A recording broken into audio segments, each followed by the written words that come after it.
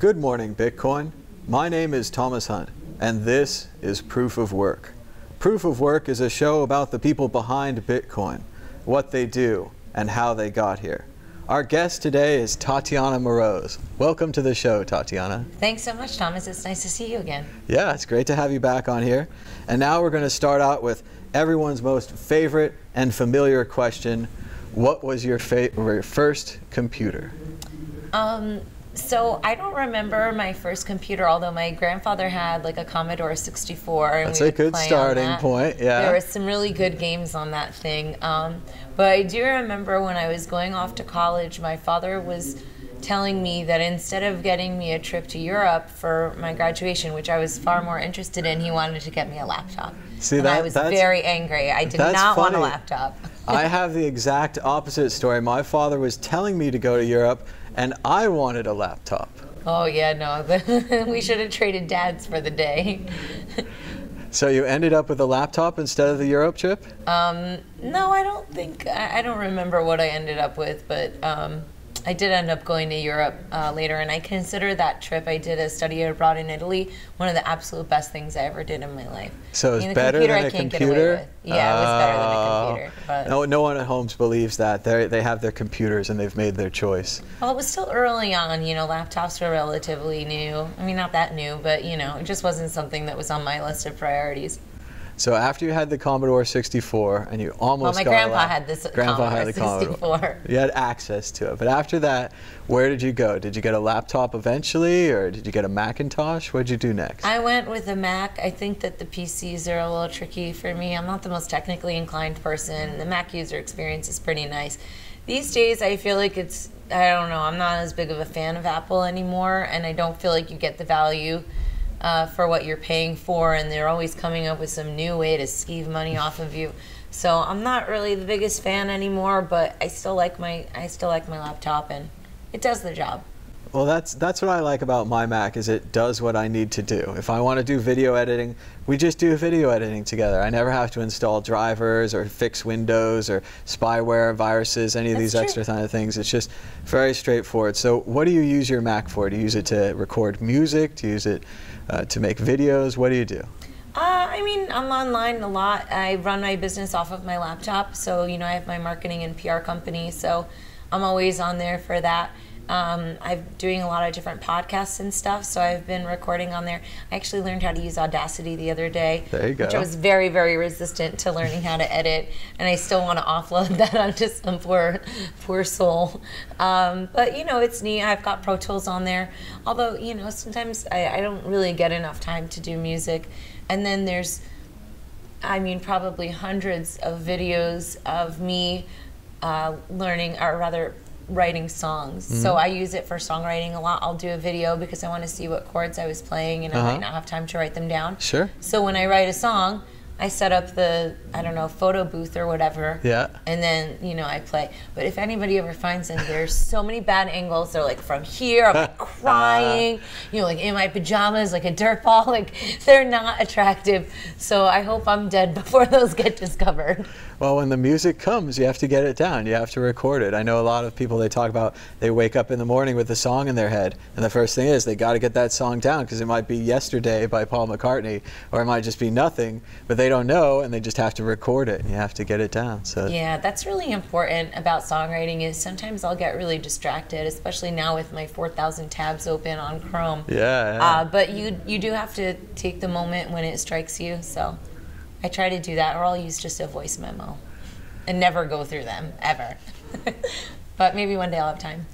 So you weren't that into computers. How did you come from being not into computers to into Bitcoin? Oh, that always, I wonder the same thing. So I went to Berklee College of Music in Boston, and afterward I went on to manage several different recording studios in Manhattan. And that was great, but I still didn't really consider myself technical. So the way that I got into Bitcoin was first finding out about the Federal Reserve, and of course knowing that music is this great connector and this really driving force for change. I felt like I had finally found my tribe. But then I also saw how terrible the political process was and how rigged the media was. I mean, fake news, people think that Trump came up with that. It's like, honey, it's been fake for a very long time. So in 2012, in August, I was sponsored by BitPay for an event down in Florida. And then the guys, they came up to New York, Tony Galippi and Stephen Pear, and they told me all about Bitcoin for 3 hours. And I was terribly bored. They're very interesting, smart guys, but I couldn't figure out why anybody would need this. Later on, I was talking with Jeffrey Tucker, and we took this really long drive, and he's got this very artsy way of talking, and he's really good with painting these pictures.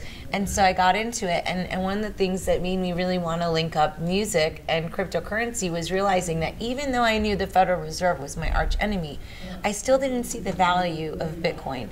So I wanted to make it something. So you're a lot like Ron Paul in this way. Ron Paul, he makes all these speeches, end the Fed, audit the Fed, all this stuff. And then I'm looking at Bitcoin in 2013, and I'm like, where are you, Ron Paul? And he's like, oh, I don't think it's the one. I don't think it's very good. And then 3-4 years later, now he's just completely on the bandwagon. He's like, oh yeah, Bitcoin's great. It's gonna be great. It's like, we needed you in the beginning. We needed these. It's the funny because it's just like with. All these people that were waiting for Jesus, and they're like, oh, he's not the Messiah. The Messiah is somebody else, all this. It's the same thing with Bitcoin. You have all these libertarians trying to kill the Fed for years and years. Then Bitcoin comes out, and they're like, I don't think it's the one. It's just not good. It has a goofy name. It's not going to do it. The Fed's so big. Bitcoin's so small. I did buy some. Yeah? I wasn't a moron. I mean, I just didn't really understand why I would need alpaca socks. Right, except then very good socks. No, I've heard. Oh my gosh, I felt them one day, and I realized it was like the light bulb went off. I'm like, forget about this Bitcoin thing. I'm investing in alpacas. Done. Yards full of them. It's like a bunch of llamas around your house now. Yeah, exactly. Well, when Bitcoin goes up, maybe. So when you're not making your own alpaca socks, I've noticed you sing a lot of Bob Dylan songs. And Bob Dylan was very much like Woody Guthrie. He was into this idea that music could change things, it could change politics. Do you think the same way? Can music end the Fed? Can music make Bitcoin popular? Oh, absolutely. I mean, that was part of the reason why I wanted to make Tatiana Coin, was because I think that artists are the great messengers. If you work in a corporate job, or if you work at a bank, even if you're critical of the state or your organization, you can't really talk about that. But artists have that freedom of speech, and it's really important. But then on the other side, they don't really have it, because now the music industry is a little bit like a cartel.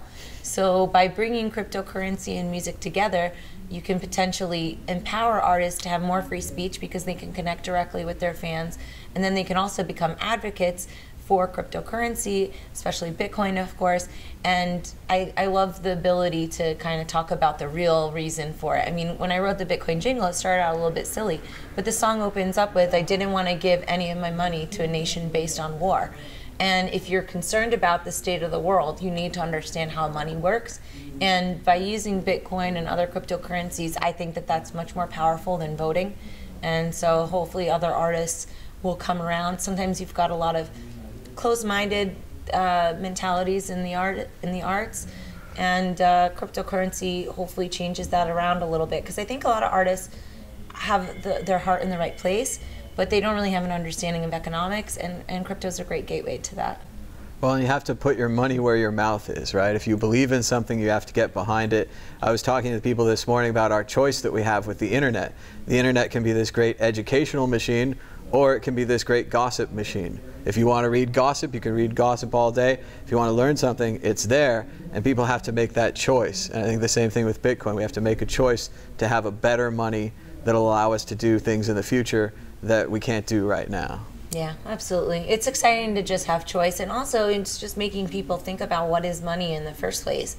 So while I would probably be, Bitcoin's #1, I wouldn't say I'm a total maximalist, but it almost doesn't matter who wins, because now the evolution of thinking is ongoing, and we'll see what happens. Well, it's much like the internet. We just can't put Pandora back into the box. Everything's out. Everyone knows about it now, and then we're just going to have to see in the future how it goes. All right, thank you so much, Tatiana, for being on the show. Where can people learn more about what you do? Sure, so they can go to TatianaMoroz.com, CryptoMediaHub.com. I have the TatianaShow.com, my podcast, but I'm starting a new one. I'm very excited, called Proof of Love. So if people go to proofoflovecast.com, they can see me and Stephanie Murphy and my friend Lauren Kasovitz and some celebrity crypto guests talking about relationships, so we can nourish all the important parts that make up this new world we're building. Well, that sounds great, and check it out at proofoflovecast.com. Thank you so much, Tatiana, for being on the show. Thanks so much for having me.